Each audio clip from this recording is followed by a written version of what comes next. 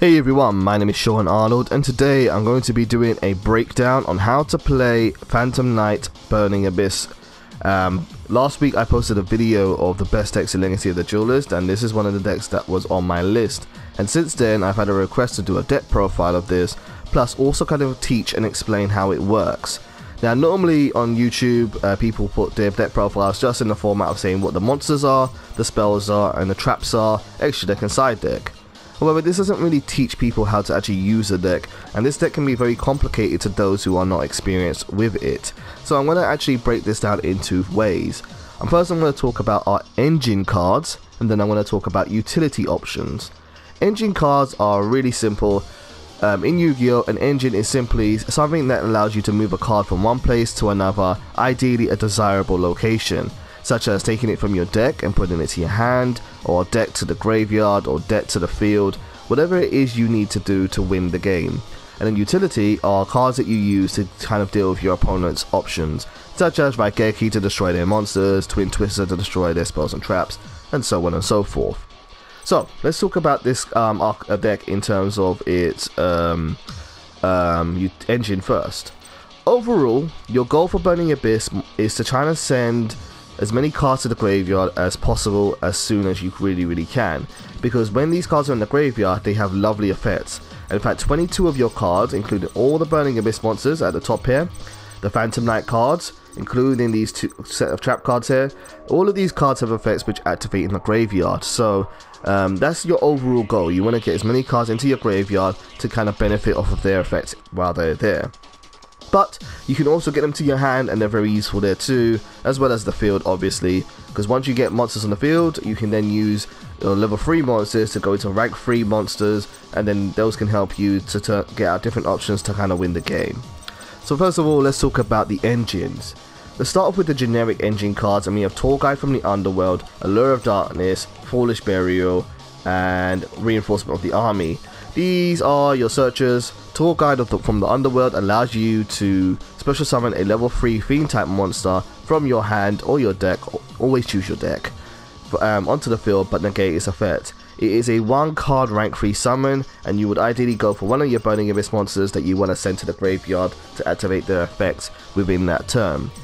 Then you have Allure of Darkness, which allows you to draw more cards but banish 1 dark monster, Foolish Burial, which sends a monster from your deck to the graveyard, and Reinforcement of the Army, which you use to search out your Phantom Knight cards, which are all warrior type. So those are your generic engine options. Now let's go into the archetype based. There are 3 archetypes in this deck. We have Speedroids, Burning Abyss, and Phantom Knights. The Speedroid engine is really small and really simple, but it is great for level 3 based decks. And that is Speedroid Terratop at 3 copies and 1 copy of Tapton Borg. Speedroid Terratop works as follows. If you have no cards on the field or no monsters on the field, you can special summon this card from your hand, which is nice. But also, when this card is normal summoned or special summoned, you can add a Speedroid monster from your deck to your hand. Your target for that is going to be Tapton Ball. Unfortunately you can't search out Terratop with it, but when you search out Tapton Ball, it works out really nicely because Tapton Ball's effect is as follows. If you control a wind monster, you can special summon this card from your hand, and that's it. Don't worry about the rest of it, that's all you really need for this deck. So it's a 1 card engine that gets you into another level 3, and then you can use that level 3 to go into a rank 3 monster. Moving on, let's go talking about the big engine, and that is from the Burning Abyss cards. And the engine cards for Burning Abyss are as follows. We have Sir, Graf, and Skarm. Before I talk about what these cards do individually, let me just talk about Burning Abyss as an archetype overall. Burning Abyss monsters in the main deck all have the same effects, and they work as follows.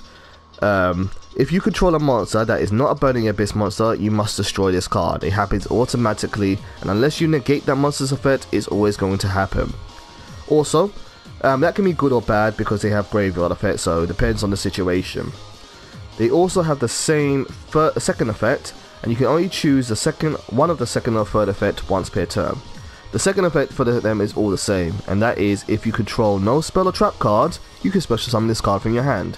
So if you open, in your opening hand, multiple Burning Abyss monsters, you can special summon them all for free, and then you can go into a rank 3 summon if that's what you want to do.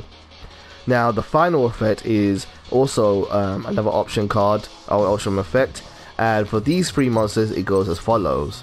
Sir works like Monster Reborn, in that when it is sent to the graveyard, you can special summon a Burning Abyss monster from your graveyard to the field. Graph, when it is sent to the graveyard, allows you to special summon a Burning Abyss monster from your deck. And Skarm, when sent to the graveyard, during the end phase of that turn, allows you to add a level 3 Fiend type monster from your deck to your hand. That includes Torgai from the Underworld, which then allows you to go into rank 3s as well. But you can get any other Burning Abyss as well, depending on the situation. It's a really nice combo, and as well as that, they have engine cards in the extra deck. And ideally, in any kind of game that you play with this deck, your goal early on is to get Skarm in the graveyard ASAP, and also find ways to make Dante, Traveler of the Burning Abyss. This is an amazing engine card for its first effect here, and it works as follows. Once per turn, you can detach 1 XE material from this card and choose a number from 1 to 3, then send that many cards from the top of your deck to the graveyard. Until the end phase of this turn, this card gains 500 attack for each card sent to the graveyard this way. You mostly use it for the mill effect. You want to send as many cards to the graveyard as possible because you have so much to take advantage with that, and that's why Dante is amazing. As well as that, Dante also gets an attack boost for each of them, which makes him a nice beat stick as well. So ideally, earlier on, you want to go into Dante as your first XE summon to send more cards to your graveyard. Another card which is really good for sending cards to the graveyard is Beatrice, Lady of Eternal. Beatrice is really amazing, and normally she requires 2 level 6 monsters to bring out. However, when you're playing Burning Abyss, you can use Dante and any Burning Abyss monster in your hand to summon her out on the field. And why she's so amazing is that during either player's turn, she has a Foolish Burial like effect, and it goes as follows. During either player's turn, you can detach 1 XE material from this card, ideally Dante, because he has another effect in the graveyard, and then you can send 1 card from your deck to the graveyard. This works really well for a variety of ways, because it adds a lot of utility to this card, which we'll talk about a little bit later on. But just know that you can use Beatrice quite early on to send cards to the graveyard for now. The final engine which we have in this deck is going to be your Phantom Knight engine, and it is a 5 card based engine working at different ratios. I'm going to send Foolish Burial or Allure of Darkness back to the main deck because we've talked about those for now. Let's get Wing out as well. So, you've got 3 Phantom Knight monsters and 2 Phantom Knight trap cards. Phantom Knight Ancient Cloak's engine effect is that when it is in the graveyard, you can banish it from the graveyard and add 1 Phantom Knight monster from your card from your deck to your hand. Ideally, you're going to go for Silent Boots, because his engine effect is, if you control a Phantom Knight's monster, you can special summon this card, and that's it. You get a level 3 monster on the field for a free special summon. Then we also have the Phantom Knights of Ragged Gloves, and his engine effect is you can banish this card from the graveyard and send 1 Phantom Knight card from your deck to the graveyard. So for example, if he's in your graveyard, you can send Ancient Cloak to the graveyard with his effect, then use Ancient Cloak's effect to add Silent Boots to your hand, and then special summon Silent Boots if you have a Phantom Knight on the field. The trap cards are also good engine cards because they revive monsters from your graveyard whilst they are in the graveyard, and that is both the same for both of them. You can manage this card from your graveyard, then target 1 Phantom Knight monster in your graveyard and special summon it to the field, but banish it when it leaves the field. And you can only use each of these effects once per turn. Really nice way to kind of recover these cards if they're in the graveyard. And typically speaking, if you have 3 different Phantom Knight cards in your grave, you should be able to find a way to make it a rank 3 summon quite easily. So there is a lot of engine cards in this deck. The engine in this is really strong, is really powerful, and they work well together because they all kind of have a similar goal of getting them to the graveyard and then use them to go into utility options. But what exactly are your utility options? What do you use to get past your opponent's stuff? Let's talk about the basic stuff first. Utility, we have Raigeki, Twin Twister, Solemn Strike, and Solemn Mourning, and Vanity's Emptiness. Those are your generic style answers to certain situations, negating special summons and so on and so forth. I won't go into those much more than that. First of all, let's talk about Burning Abyss cards. Your utility options are these 3 cards here. You have Iluk, Calcab, and Farfar. Iluk, when sent to the graveyard, can negate the effect of a monster on the field. Combine that really nicely with Beatrice, and it means that during your opponent's turn, you can negate their monsters. Similarly, Calcab, when sent to the graveyard, can return one face down spell or trap card and return it that target to the hand from either side of the field. Ideally, you would use this during your opponent's end phase with Beatrice in order to get rid of their face down cards so you don't have to deal with it during your turn. And the final one is Farfar, who's got a really great effect, and that is when it is sent to the graveyard, you can target one monster on the field and banish it. It can be used defensively to kind of banish one of your own monsters to keep them alive to the end phase, or just get rid of one of your opponent's monsters that you don't want to deal with for the time being. What I really like this for is interrupting synchro plays and XE plays.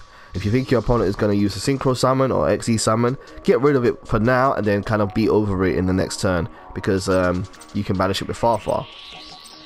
Phantom Knights, again, getting all 5 back out, as well as having engine effects. They all have a utility effect once also. Phantom Knights of Ancient Cloak and Ragged Gloves are attack boosting cards. Ancient Cloak can target a dark monster on the field and give it 800 attack and defense. You don't really use this, but yeah, it's there if you ever need it. And then Ragged Gloves, if you use this card to XE summon a dark XE monster, it gains 1000 attack. That's really nice, it's a really nice boost, and we'll talk about why later on. Silent Boots is a searcher. When it's in the graveyard, you can banish it from the graveyard to search out a Phantom Knight spell or trap card, which will be Fog Blade or Wing. And Fog Blade is great, and so is Wing also. Fog Blade is a Fiendish Chain for the deck. You can target one effect monster on the field and then negate its effects. That monster also can't attack or be attacked, which means you can stop your opponent from attacking you if you use it on one of your own monsters because they can't attack you at all. It's really nice for stalling as well as negating their effects. Also, we have Phantom Knight's Wing, which gives an attack boost to a monster you control. Ideally a monster you control. I never really use it on my opponent's monsters. And also, the first time that target would be destroyed by battle or card effect this turn, it is not destroyed. So a bit of protection for you as well. So just to recap on what we have so far in terms of utility, we have a monster which can negate effects, a monster which can return face down spell or trap cards, a monster which can banish a monster temporarily off the field, two cards which give you attack boost including Phantom Knight's Wings, a card which searches out trap cards, and also a card which also negates monster effects, and another card which protects your cards from being destroyed. Really good utility options, and ideally you want to save these until after you've used your engine options and you want to deal with your opponent's cards. Try not to use them too early in the game. As well as that, we have utility options in our extra deck as well as the main deck too. We have, going back to Dante. Dante has a really good utility effect, and that is when it is sent to the graveyard, you can target one Burning Abyss card in your graveyard and add it to your hand. It's actually an engine effect, I should say, but the attack boost is quite nice as well. Beatrice is a floater, as well as Dante. Beatrice, when she is destroyed by an opponent's card effect or by battle, you can special summon one Burning Abyss monster from your extra deck, ignoring its summon conditions. You can go to Dante again if you want to, but ideally you want to go into bigger Dante, which is Dante Pilgrim of the Burning Abyss, because it is a really good future monster. It has 2800 attack, which is nice. It can't be targeted by an opponent's card effects, and during either player's turn you can discard one card, one Burning Abyss card, and draw one card. It's really good for activating your monster effects during your opponent's turn. So if you bring this out, let's say you have Farfar in your hand, you can discard Farfar, draw a card, and then use Farfar effects to banish an opponent's monster until the end phase. Really awesome effect, and plus it's free. If your opponent destroys Beatrice, you get to punish them for doing so. Also, when Dante is destroyed by a battle or card effect, you can discard a card from your opponent's hand. All of these are really nice cards because they all have graveyard style effects, which makes this deck so efficient. It means that a lot of the things you try to do in this deck is free. Also, Phantom Knights have a great XE monster too, which is more utility than it is engine, but it has an engine effect as well.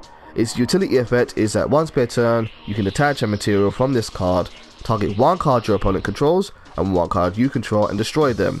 That destroying your card part effect isn't really so bad because a lot of your cards have graveyard style effects, so it works quite nicely. But also, in some situations you might want to destroy Phantom Knights of Breaksword itself, because it also has a graveyard style effect when it is destroyed, and that is when this card is destroyed. If it was XE summoned, you can special summon 2 Phantom Knight monsters with the same level from your graveyard and increase their level by 1, but for the rest of the turn you can only special summon dark monsters.